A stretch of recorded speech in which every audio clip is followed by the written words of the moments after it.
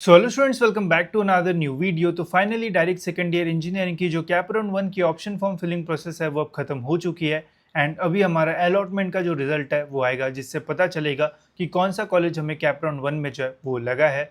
इस वीडियो में गाइस मैं आपको दिखाऊंगा कि जो हमारा अलॉटमेंट लेटर है वो रहता कैसा है। साथ ही में इस साल हमारे अलॉटमेंट का लेटर जो है वो कितने बजे तक रिलीज हो सकता है, ये भी मैं आपको इस वीडियो में बताऊंगा। एंड कैसे हम चेक कर सकते हैं वो भी हम जानेंगे। तो वीडियो पूरा एंड तक देखते रहिए।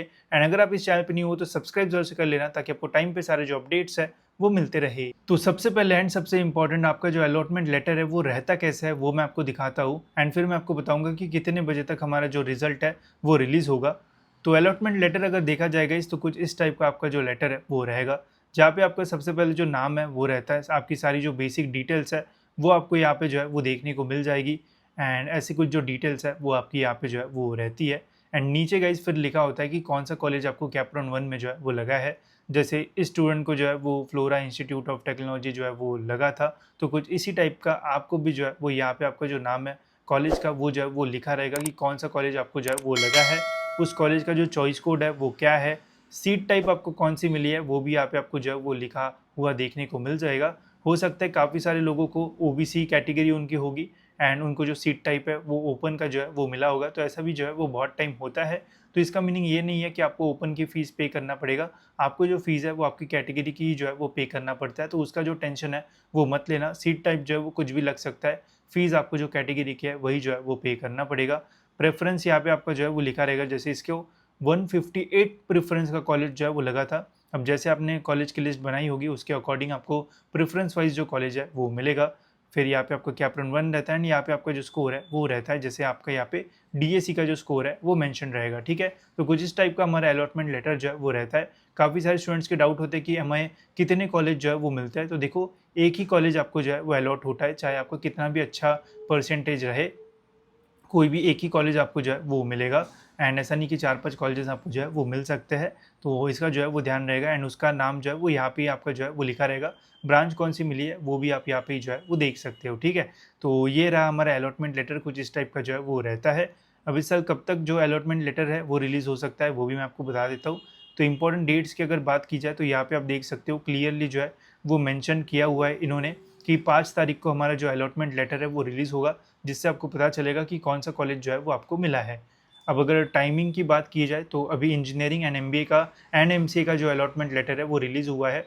तो इंजीनियरिंग का जो अलॉटमेंट लेटर है वो 6 साढ़े 6 बजे के आसपास जो है वो शाम को जो है वो रिलीज़ हुआ था।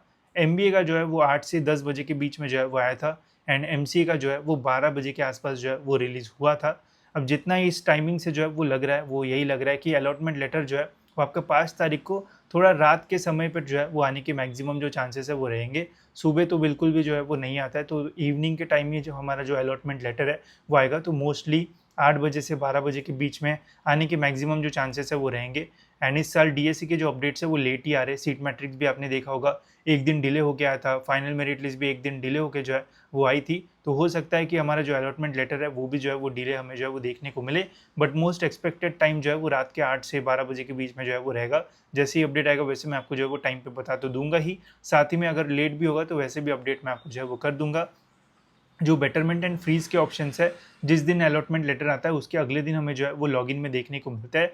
तो 6 से 8 तारीख के बीच में आप अपना सीट एक्सेप्ट कर पाओगे, जिसमें आपको बेटरमेंट एंड फ्रीज के ऑप्शंस जो है वो मिलेंगे। तो सीट एक्सेप्टेंस कैसे करते हैं उसका अगर वीडियो चाहिए होगा तो मुझे कमेंट्स में बता देना, तो अगले दिन मैं आपके लिए जो वीडियो है वो भी जो है वो बना दूंगा। एंड फिर हमारा जो नेक्स्ट कैप राउंड है वो जो है वो स्टार्ट होगा 9 अगस्त से, तो उसको टाइम है। तो अभी सीट एक्सेप्टेंस वगैरह कैसे होगी उनके बारे में भी हम जो है वो बात करेंगे, ठीक है। इसके अलावा अगर आपको बेटरमेंट एंड फ्रीज से रिलेटेड डाउट्स है या फिर कुछ भी और डाउट्स है तो आप हमारे डीएससी के मिनी काउंसलिंग में जो है वो एनरोल कर सकते हो। यहाँ पे आपके सभी डाउट्स के जो आंसर्स है वो मिल जाएंगे।